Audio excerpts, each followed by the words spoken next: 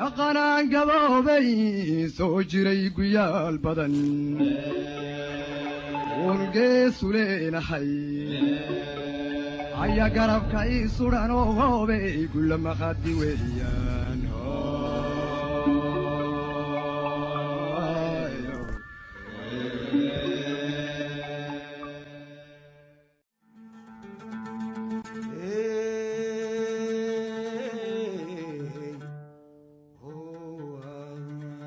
munaasabadan oo ay soo qabanqaabiyeen qaar ka mida waxgaradka degmada xudun ayaa lagu soo bandhigay fardooley iyo fardo aad u tiro badan kuwaas oo laga keenay deegaano kala duwan si ay markaasi uga qayb galaan toddobaadka iyo fardafuulka Soomaalida oo loo qoondeeyay in lagu qabto dooxada balladhkeedu halka ugu ballaaran yahay isla markaana waqti ay deylan tahay oo dhulku cagaaran yahay ku soo beegantay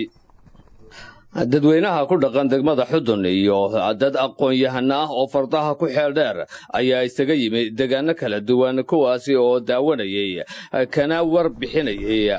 fardaha iyo noloshoodii hore iyo haatan sida ay yihiin waxaana halkaasi ugu horreyn ka warbixiyey maxamed jaamac mahad oo ka mid ah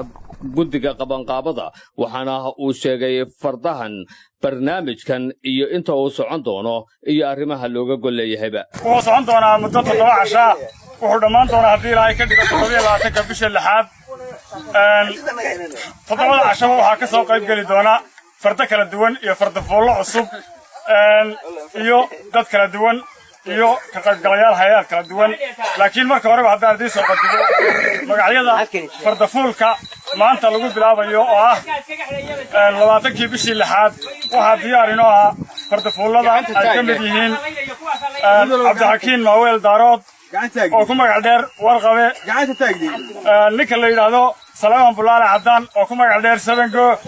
ninka la yidhaahdo jaamac awil warsame oo ku magac dheer torotoro ninka la yidhaahdo fardafuul faarax maxamed bootaan iyo fardafuul xirsi jaamac yare gudoomiyaha bandhigani Axmed Cali Faarax ayaa isagoo ugu horeyn halkaasi uga mahad celiyay dadkii gacanta ka geystay iyo kuwa ku taageeray si niyad ahba waxaana uu ka xusay qaar badan oo ka mid ah dadkii iyo shirkadaha iyo qaababkii kala duwanaa ee ay taageerooyinka u heleen intii ay wadeen ololaha barnaamijkan ay ku soo bandhigayaan fardaha Soomaalida khaasatan kuwa degmada xudun tartanka fardafuulka Soomaalida waxaan kaloo mahad gaar u celinaynaa qadar maxamed xaashi oo ah nin dhalinyaro ah u dhashay degmada xudun isla marhaantaasina madaxa hay'ad warbaahineed ama hay'ad production wax soo saar oo loo yaqaano Solas oo ku dhaqan wadanka Ingiriiska maanta lamida waxaan u celinaynaa Cabdinaasir Xirsi Oogle oo ka mid ah aqoon-yahanka degmada xudun kuna dhaqan wadanka Australia oo isaguna ah dadka dhiirigeliyay ballan qaaday in fardaha la xanaanayn doono diyaarna u yihiin inay u sameeyaan goob lagu dhaqaaleeyo rag kale oo badan oo magacyadooda xusi karin oo qurbaha jooga qaarkoodna ay dalka joogaan iyo gabdhaba ayaa waxay diyaar u yihiin in baaqiga hantideennii maguurtada ahayd iyo fardihii ay caanka ku ahaayeen reer xudun ee kumanaanka gaari jiray sidii loo soo celin lahaa loona xanaanayn lahaa madaxa bisha cas degmada xudun ahna gudoomiye ku-xigeenka bandhigani Cabdullaahi Yaasiin warsame oo isna halkaasi ka hadlay ayaa in badan ka hadlay qorshahoodan iyo sida ay u damacsan yihiin iyo rajada ay ka qabaan in ay helaan natiijo wanaagsan oo lagu xanaanayn karo fardaha ay qaban jireen hadeer ma qabtaan laakiin waxay ka shaqeeyaan nabadda waqtiyada maaragtay istaatarka oo kale way ka faa'iideeyaan hadda waxa weeyaan ilaa 5 kiis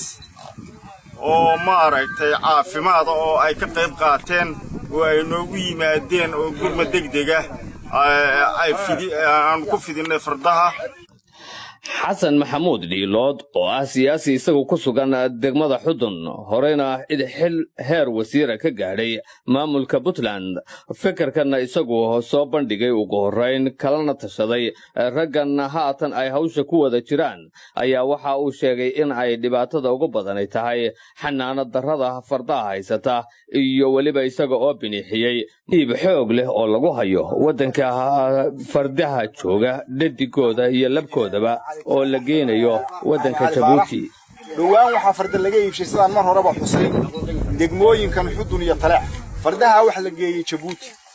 Jabuuti waa dhul Soomaaliyeed hantidu Soomaalida waa ka dhaxaysaa laakiin madaxweynaha Jabuuti mudane Ismaaciil Cumar Geelle waxaan ka codsanaynaa waxaan rajaynaynaa si aanay u noqon inay meel ka dabar go'aan meel ku beermaan madaxweynuhu inuu naga caawiyo sidii fardahaas ay Soomaali oo dhan halkan uga qaadan lahayd sida beeraha loo abqaabo oo ay halkani tahay halkii farduhu ka soo baxayeen naga shaqeeyaan waanu ugu mahadcelinaynaa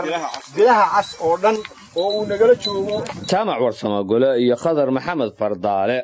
oo iyagu ah rag aqoon u leh fardaha ayaa labadooduba waxa ay ka hadleen fardaha iyo heerarkii ay joogeen qaabkooda midabkooda iyo siyaabaha kala duwan ee loo yaqaano iyaga oo si wanaagsan uga dhargiyay dadkii halkaasi daawanayay midabada farduhu leeyihiin magacyadooda kala sheegay kan waa xambarkii badbaday kan waa bulaay kan waa xambarkii badbaday kan waa caynab fardaha oo ragii dhaqi jiray ka faraha kala baxay kullay dhulkay daaqi jireen wax iska yar bedelay marka waxaan codsanayaa oo adduunka cid kasta oo yaqaanaysa in fardaha la dhaqaaleeyo oo wax loo qabto oo loo xulmooyin loo sameeyo. ugu dambeyntii waxaa halkaasi lagu soo bandhigay tartan orod ah kuwa ah qaababka ay dadku lagu eegayo tababarka ay qabaan farduhu afyaqaannimada sida ay ula socdaan wadaha ama fardafuulka iyo farasku qaabka ay u wada jaan qaadayaan iyo weliba qiimayno badan oo ay samaynayeen guddigu oo ay soo bandhigayeen ragga fardoolida ahi waxaana halkaasi ku sharaxnaa qaar ka mid ah shirkadaha ganacsiga oo ay telesom ugu horrayso faysal jaamac kalson TV degmada xudun dhaqanaan gaboobay soo jiray guyaal badan urgeesu leenahay aya garabka ii sudan oo hoobay gulla maqadi weeyaan